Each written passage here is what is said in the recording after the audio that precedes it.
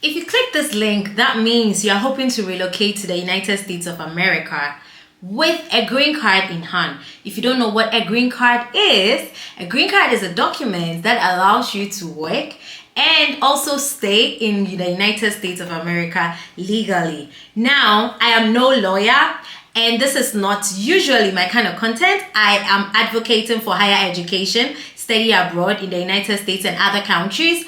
But I happen to chance on this opportunity, and you, as my subscriber, you cannot be left behind. So I had the utmost pleasure of talking to Ireti, a renowned lawyer who is licensed to practice in 2 jurisdictions, and she shares with us all the tea. Let's get into the video.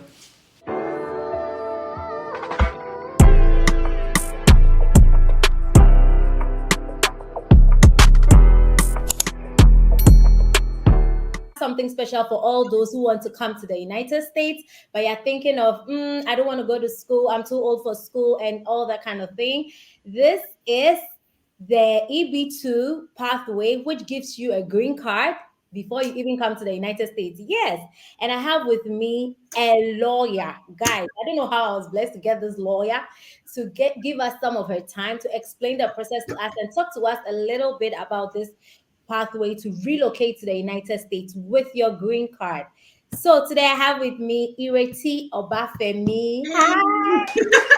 Hi, how are you? I'm good. How about you? Yeah, I'm all right as well. Hi, everyone. A little bit about herself, and after that we're going to dig right into it. This is hot cake. This is hot cake. So Ireti, tell us a little about yourself and how we are blessed to have you on our channel today. I know, Miss, I'm also blessed to be here. I'm happy for the invite. Thank you for that. My name is Ireti Obafemi. I'm a lawyer. So I'm a lawyer licensed in 2 jurisdictions. I do mostly in immigration law. So I do immigration law, the U.S. immigration, Canada immigration. I'm married and I have 2 kids. And that's a little bit about myself. Beautiful kids. Let me add. Well, thank you. And can you just provide us an overview of the EB1 and EB2 National Interest Waiver application? So I've spoken about this briefly in one of my interviews that I had with someone, and this is a pathway that you can use to get a green card. Yes, a permanent resident for yourself. So can you give us an overview, general overview of this? Okay, so I'll try as much as possible, of course, to explain it in such a way that a layman who doesn't know about this program would understand.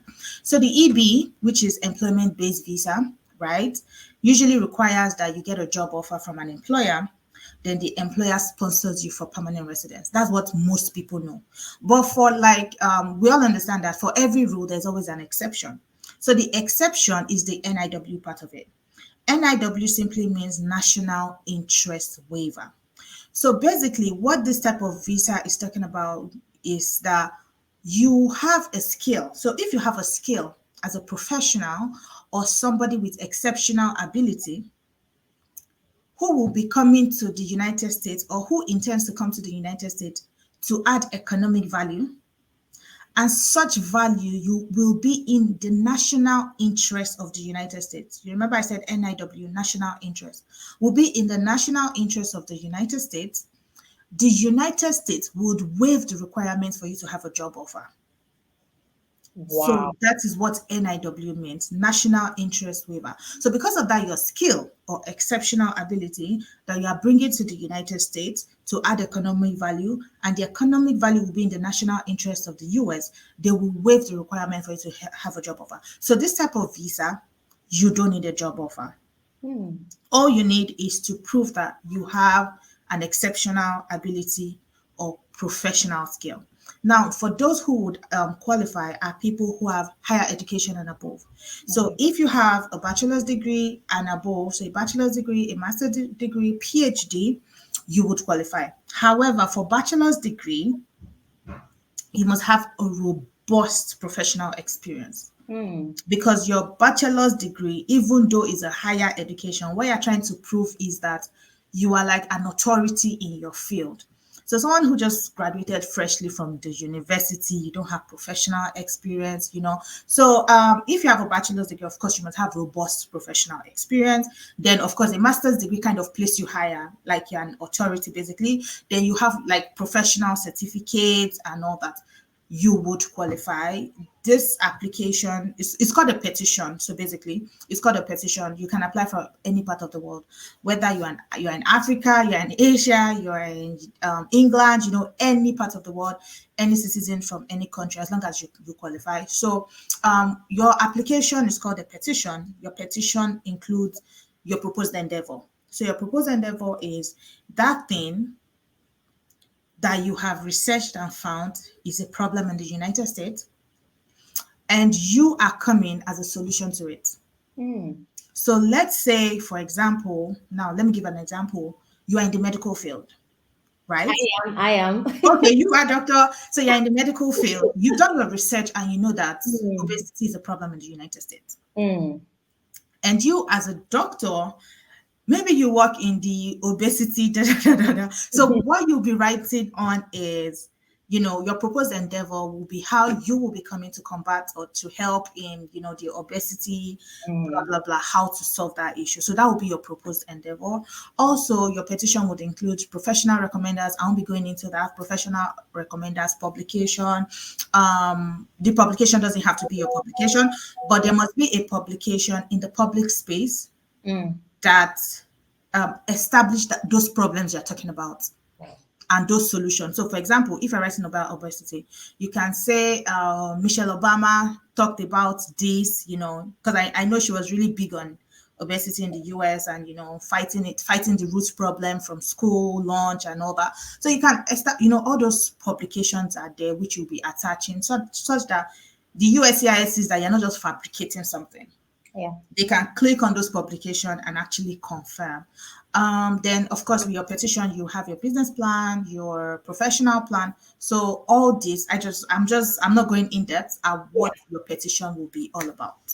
Okay. Wow, this is so amazing. So you see how even directly this is connected to this channel. Like even if you have a bachelor's and you don't have job experience, then to me, the first step would be to get a master's.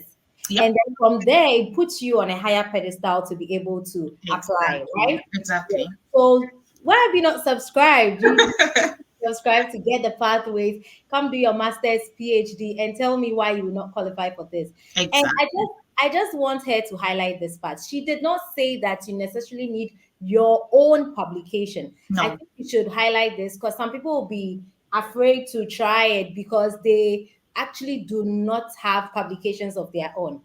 Yeah, so that's one of the myths about this program and why it is not really common, because a lot of people from the face of it just think, oh, we do not qualify. Now, for example, for the publication part, people feel, oh, we don't have a publication. The truth is, how many professionals have publication apart from PhD? People doing currently enrolled in PhD programs. Those are the ones that usually have active publication. So you don't need publication. It doesn't have to be your own publication.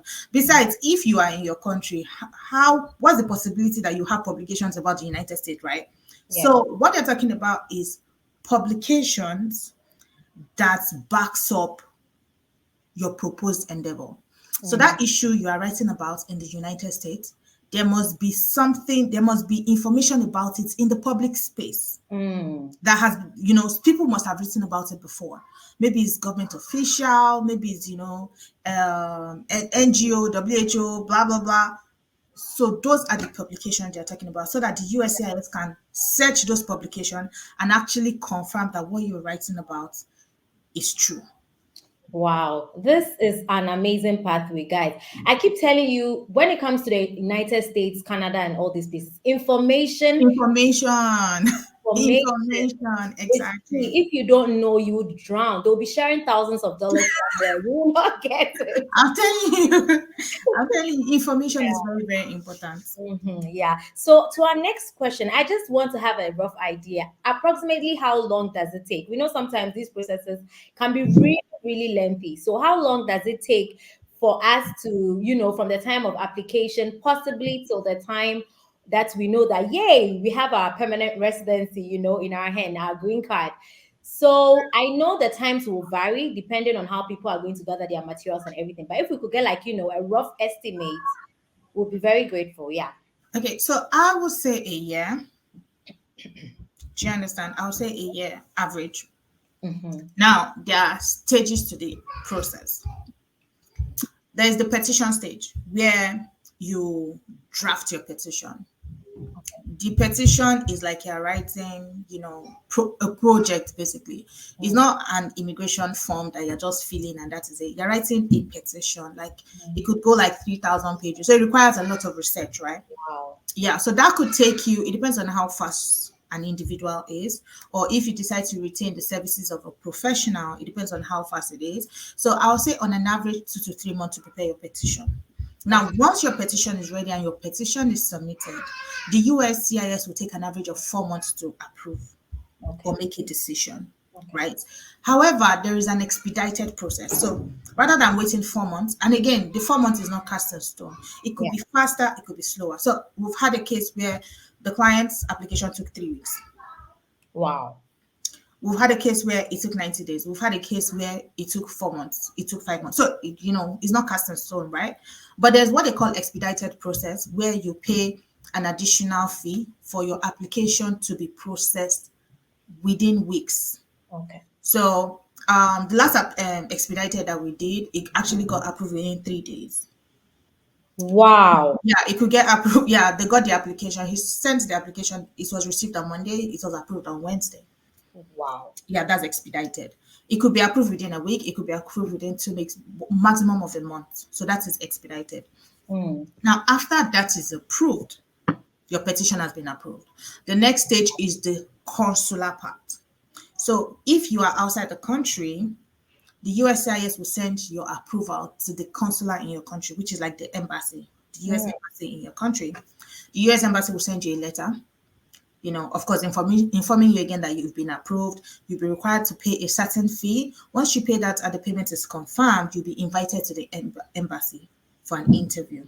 Okay. So the consular part, the embassy decides the dates you would appear. Do you understand? Maybe Yeah. that will take another additional 2 months, additional Yeah. 3 months. That I is get out of it. anybody's Yeah. In control. Ghana, the dates are really far too. So yeah, every country is Exactly. different. Yeah. So once that is, you get a date, your interview goes well, you'll be given a visa to travel to the United States. So once you get your visa, you're free to travel to the United States. Once you reach the United States, before going to the United States, you're also required to pay for your green card. So once you pay for your green card, you get to the US, everything is okay. Your green card will be sent to your house address. So I would say 1 year, simply because there are so many things that determine it. But it could also be really fast as well. It could be like within 6 months. It all depends. Okay, that's very good. So I just want you guys to pick up something here. She is talking about people who are back home that are applying. I mean, you're applying from Ghana, you're applying from Nigeria, you're applying from Kenya, you're applying from Cote d'Ivoire, you're applying from India. So just take note of this because Yeah.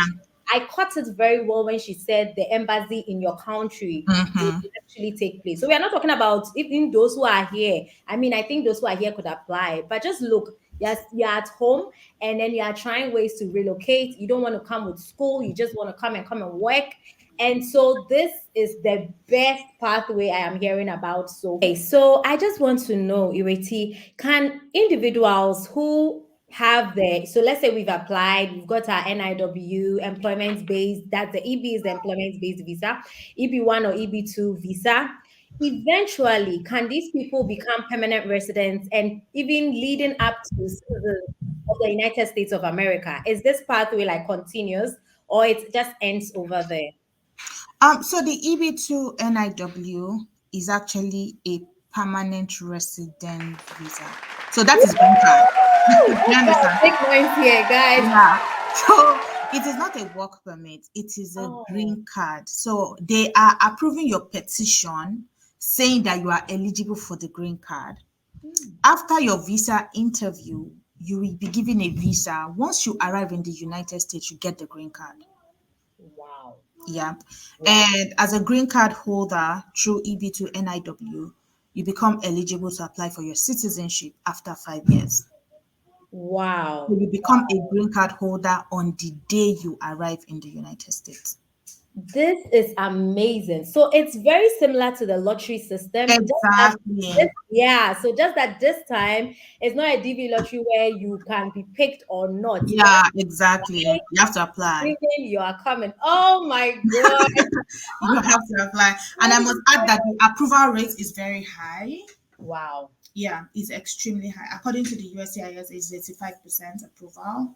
Wow. And they don't just refuse your application. So it's not like a visiting visa or study permit where you apply, they refuse you. No, no, no. So for this one, if let's say you submit a petition and the officer is not satisfied, they send you an RFE, request for more evidence. Oh. You respond to that, meaning, okay, your petition is not satisfactory. We need you to send us more documents or more information for us to make a decision. Once Mm. that is received, if it is not satisfactory again, they send you a notice of intention to refuse, meaning we Oh. are still not satisfied. We intend to refuse the application. Respond to this. So it doesn't just go, you submit, and next thing they refuse your application. You have two opportunities to defend your application. So two extra steps, like I'm not satisfied. Give me more evidence. Everything in the United States is about evidence, evidence, evidence. Just prove Exactly. your paperwork and you are done. Like if you're eligible, they are going to give it to you. Wow. Definitely. So, what are the requirements for maintaining the NIW visa status once it's granted? Are there any requirements? Yeah. So you must like every permanent residence requirements, you must prove or establish that you intend to stay in the United States permanently. So it only makes sense. You're saying that you're coming to add economic value. You must live in the United States, basically. That doesn't mean you cannot travel, but they are saying you must stay in the United States more than the period when you travel. So you must not stay outside the country over 180 days in a year. Okay. That's like 6 months. Okay. But it just makes sense for you to be in the United States. It Because does. I won't advise anybody to risk 180 days abroad, because once you're coming at the port of entry, they are going to ask you, are you sure you're interested in this PR, right? Stay in the United States. Mm-hmm. If you stay in the United States for 5 years, you become eligible to become a citizen. Now, that 5 years doesn't mean you cannot travel. You can travel. You can travel, go abroad, stay for 3 weeks, stay for 1 month, go back, maybe travel again in the next 4 months. So you can always travel, but don't spend more time outside than you spend That's fine. inside the United States.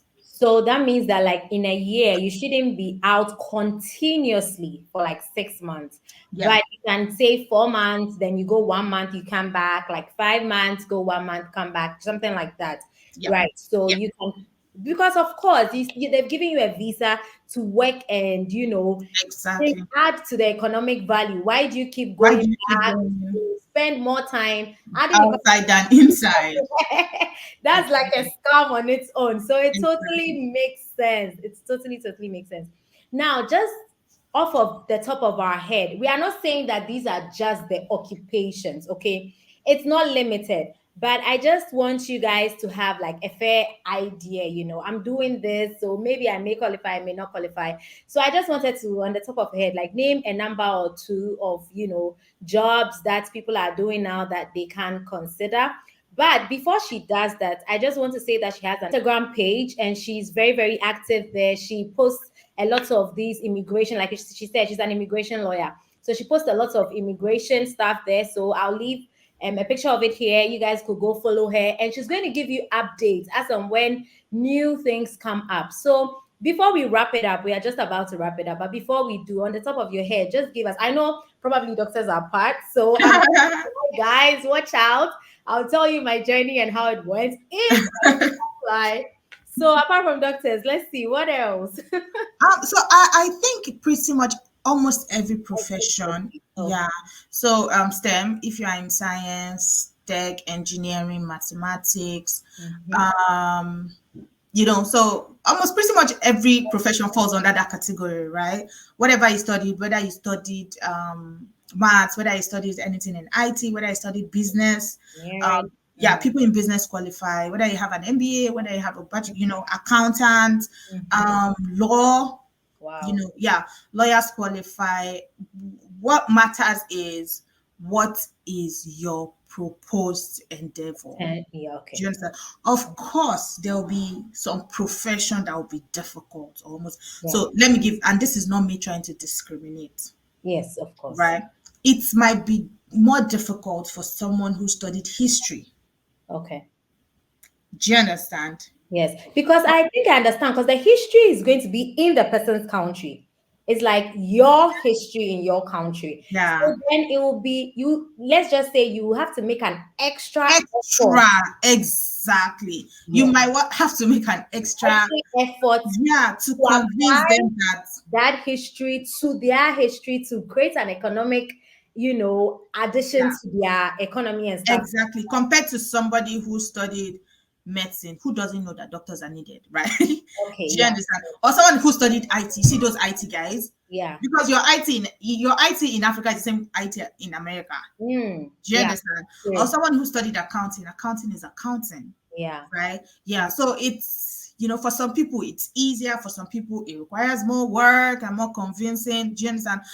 Yeah. So basically that is how it is. But pretty much, if you have the qualification, the Yeah. requirements, then definitely you qualify. Yeah. So my advice to somebody who need an extra effort is just get a master's degree program and come.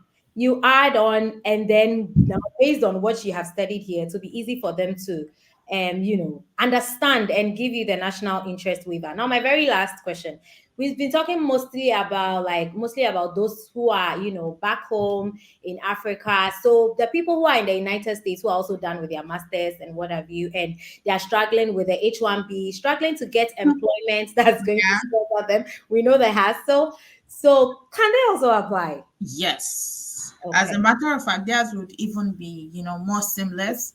Yeah, because once you are submitting your application, you also be submitting an application to change your status.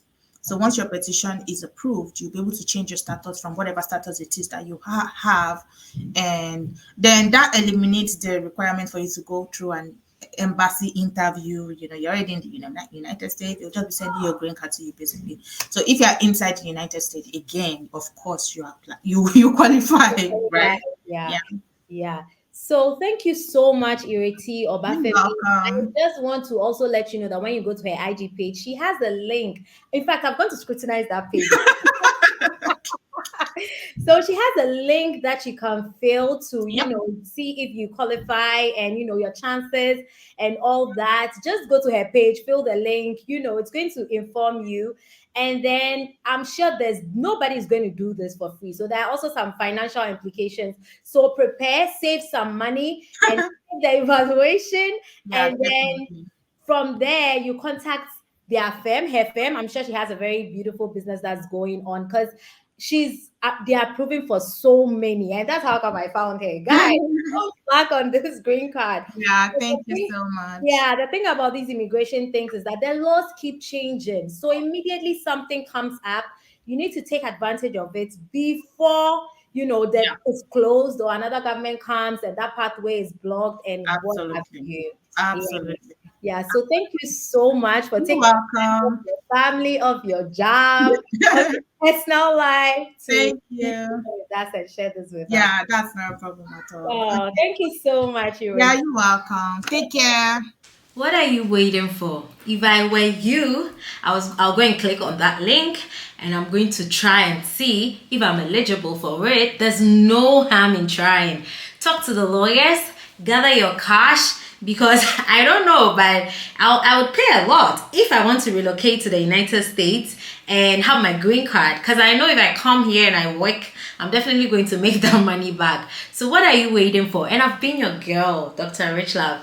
Don't forget to subscribe. I'm bringing a lot of this your way. I told you, my comeback is stronger. See you.